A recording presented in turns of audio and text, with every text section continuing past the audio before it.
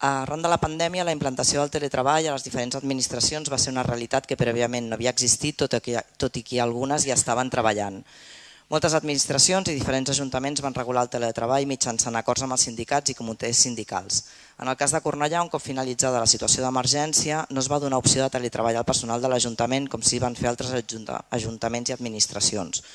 Fa 4 anys que el Comitè Intercentres està negociant diverses qüestions amb els regidors i regidores de govern que des de llavors han tingut competències en recursos humans. Un d'aquests temes, l'opció del teletreball en aquelles feines que sigui possible. La setmana passada l'equip de govern va decidir unilateralment no seguir amb les negociacions per implementar el teletreball quan les negociacions ja estaven a la seva recta final. Atès que és una mesura que s'aplica i funciona en moltes administracions i facilita la conciliació de la vida laboral i familiar i no és incompatible amb una bona atenció ciutadana, preguem que reiniciïn les converses amb el comitè i els sindicats per implementar el teletreball. Gràcies.